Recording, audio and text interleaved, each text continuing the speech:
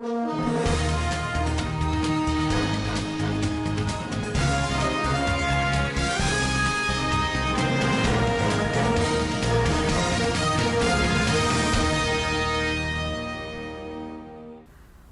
to Standard Voice News Channel. I am Samira Ibrahim. Here are your top stories for today. Zamfara government raises alarm over scammers. President Buhari approves renewal of appointment of 12 non-career ambassadors. Nigeria's COVID-19 cases crossed 27,000, marked with 626 new infections. On business, Nigeria Labour Congress kicks against federal government increased fuel price. And on the international scene, former Panama presidents charged with money laundering.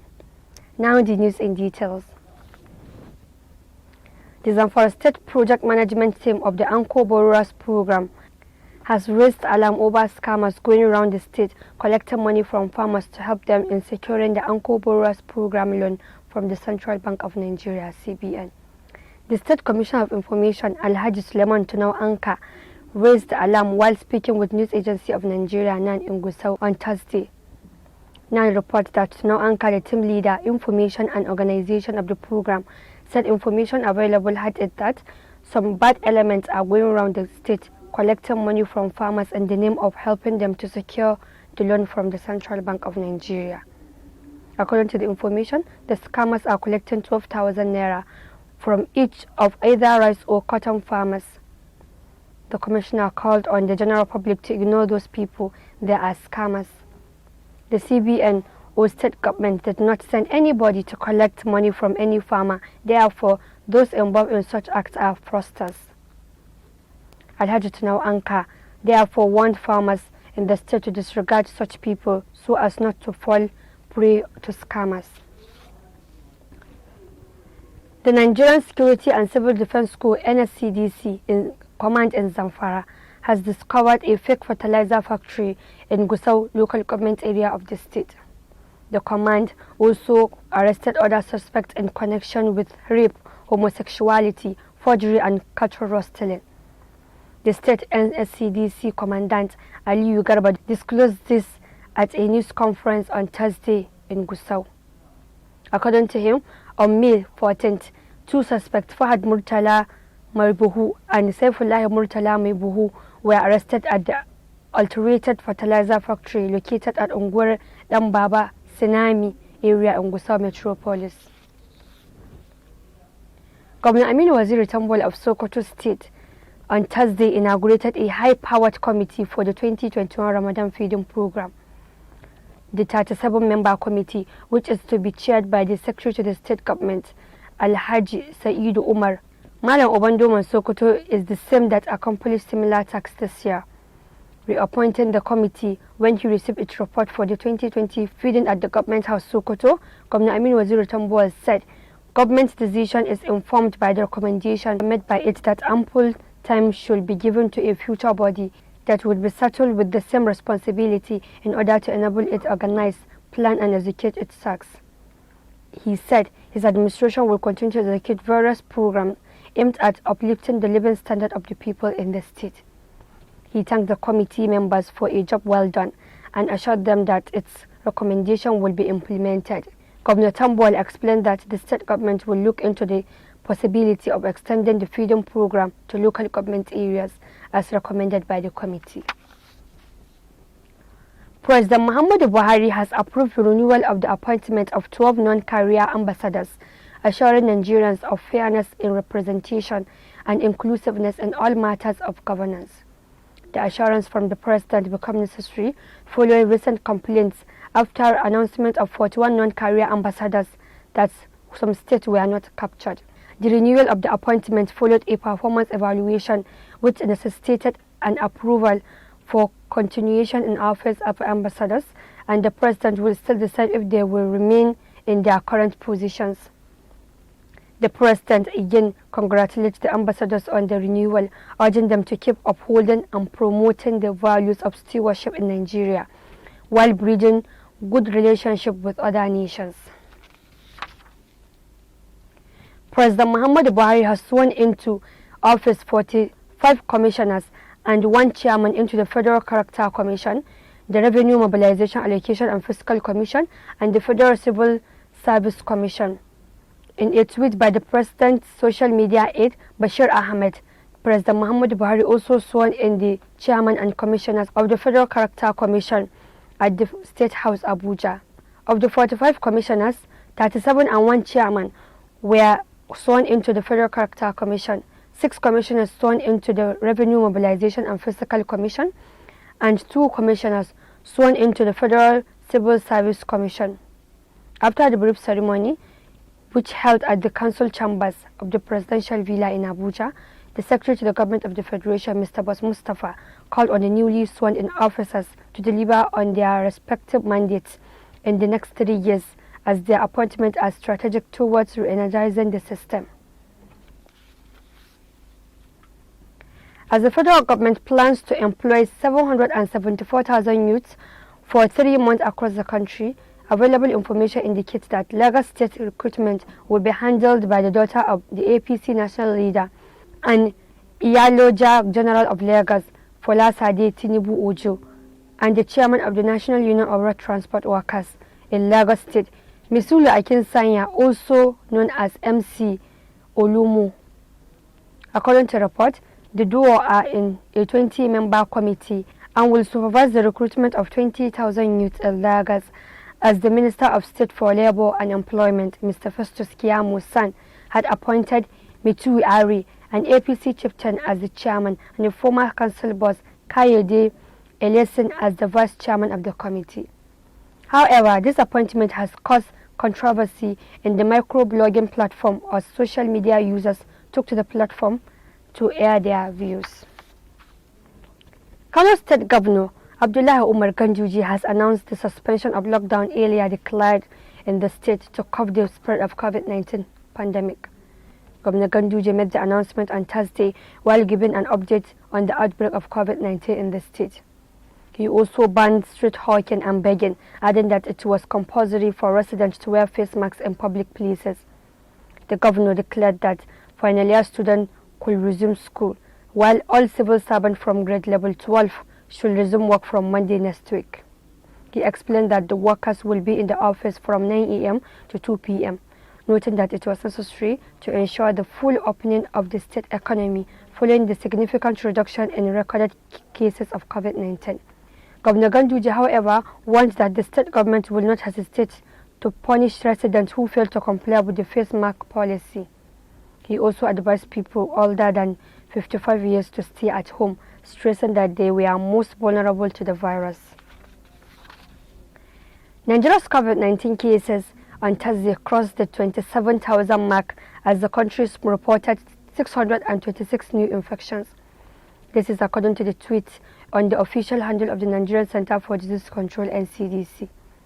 Giving a breakdown of the new cases, the agency said they were recorded in 20 states in the West African country, bringing the total infections to 27,110. Lagos State had the highest number of fresh infections for the day with 193 and is followed by the Federal Capital Territory (FCT) with 85 cases of the virus, with Oyo State having 41 persons infected. Other states which had new infections are Edo 38, Kwara 34, Abia 31, Ogun 29, Ondo 28, Rivers 26 and Osun 21. The remaining states with new cases for the day are Akwa Ibom and Delta 18 cases each, Enugu 15, Kaduna 13, Plateau 11, Borno 8, Bauchi 7, Adamawa 5, Gombe 4 and Sokoto 1. According to the NCDC, Nigeria has also discharged 10,801 people, with 616 deaths reported from the virus as of July 2nd, 2020. It came like a bolt out of the blue. Earlier this week, Rivers State Governor Nyesom Wike issued an advertisement which went in a completely different direction compared to what he had always said to President Muhammadu Buhari. The Wike we knew was either usually crying wolf where there was none, alleging that the federal government wanted to kill him, or claiming that he was not answerable to the central government at Abuja in any way, or even pontificating that the president and his political party, the All Progressives Congress (APC), had failed the country in diverse ways. if not for the maturity and the avuncular attitude of President Muhammadu Buhari to all state governors, it would have been easy for one to conclude that he and Wike were enemies. There was also the then Ekiti governor, Ayo Fayose, who had formed a tag team with Wike at the anti-Buhari tendency. The president could have dealt with them in many ways, overtly or covertly, but he let them be. He was a father ready to tolerate many children, irrespective of their differing idiosyncrasies, propensities, and predilections. A couple of weeks back, the Federal Executive Council, FEC, of which President Muhammadu Buhari is the chairman, had approved the refund of 148 billion naira to 5 states in the country for repair of federal roads. They include Rivers, Cross River, Bayelsa, Ondo, and Osun. Of the 5 states, only Ondo and Osun belong to the APC. The other 3 states are of the opposition People's Democratic Party, PDP. President Muhammadu Buhari has approved the immediate, compulsory and indefinite suspension of Mr. Adebayo Somoifun, the Managing Director and Chief Executive of the Nigerian Social Insurance Trust Fund. The statement on Thursday from the head of press and public relations at the Ministry of Labour and Employment, Charles Apam, revealed that the president also suspended 11 top officials of the agency. They include Jasper Azal Talam, Executive Director of Finance and Investment, Olukemi Nelson, Executive Director of Operations, and Tijani Suleiman, Executive Director of Administration. Others are Olusegun Bashorun, General Manager, Administration, Human Resources Maintenance, Lawal Tahir, General Manager, Finance, Chris Esedebe, General Manager, Claims and Compensation, Olotodun Adebite, Deputy General Manager, Investment and Treasury Management, and Emmanuel Sike, Deputy General Manager, Finance and Accounts. Also affected by the suspension are Olutoyin Okoroyo, Deputy General Manager, Acting Head Legal, Dorati Tokur, Deputy General Manager, Administration, and Victoria Ayantonga, Assistant General Manager, Internal Audit. According to the statement, their suspension from office arose from the preliminarily established prima facie infractions on the Extant Financial Regulations and Procurement Act and other acts of gross misconduct. Governor Aminu Masari on Thursday led residents of Katsina State to seek divine intervention against banditry, kidnapping, and cattle rustling bedeviling the state. The 3-day prayer session, which started about 10 a.m., lasted for 3 hours at the Jumu'at Mosque in the state capital, where over 300 persons, mostly memorizers of the glorious Quran, dominated the session. According to the stakeholders, the prayers has heralded the general concern by the members of various communities across the state towards ending the menace.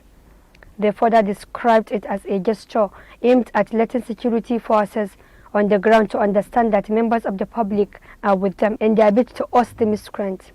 The state deputy governor, Engineer Manir Yakubu, the state commissioner of information, culture and home affairs, Katsina State, Alhaji Abdulrahim Yahya Serika, the special advisor to the governor on security, Ibrahim Ahmad Katsina, and the permanent secretary, Katsina Ministry of Religious Affairs, Mohammed Lawal Matazu, are among the dignitaries that attended the prayer session.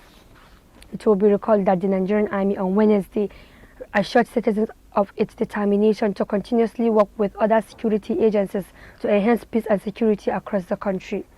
The assurance comes under the direction of President Muhammadu Buhari to the military to stamp out bandits terrorizing the northwest region of the country.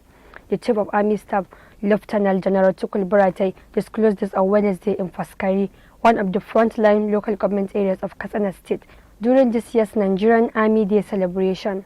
The celebration, which was hitherto planned to hold in Jos, the Plateau State capital, was moved to Faskari in order to boost the ongoing military operations against banditry and other related crimes.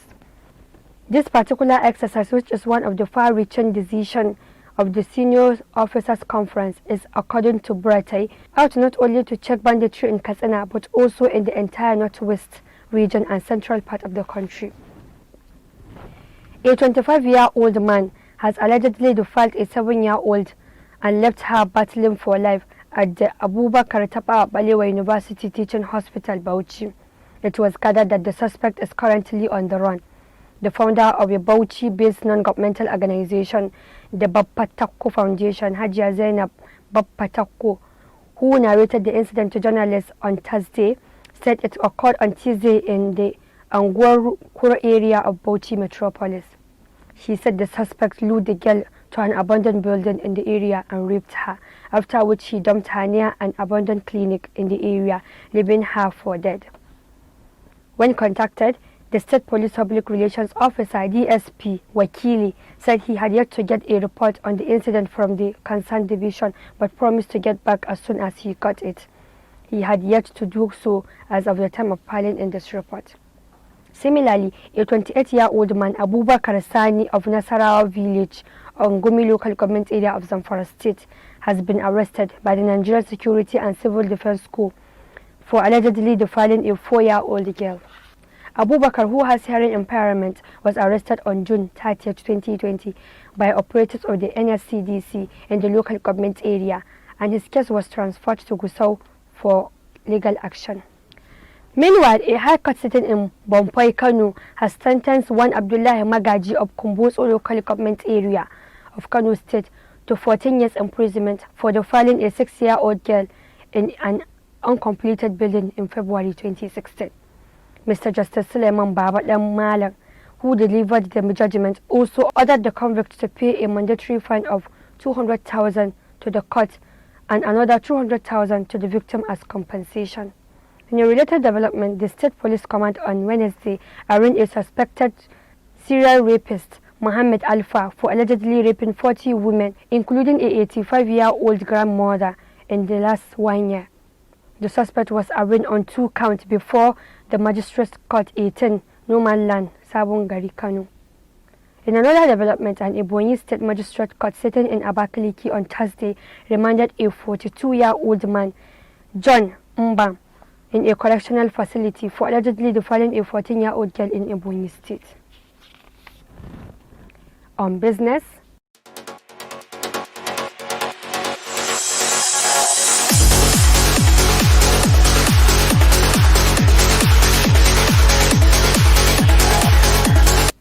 the Nigerian Labour Congress has kicked against the new fuel price of 143.8 naira announced by the Petroleum Products Price Regulatory Agency on Wednesday, saying in its words, this might just be the last straw that will break the camel's back.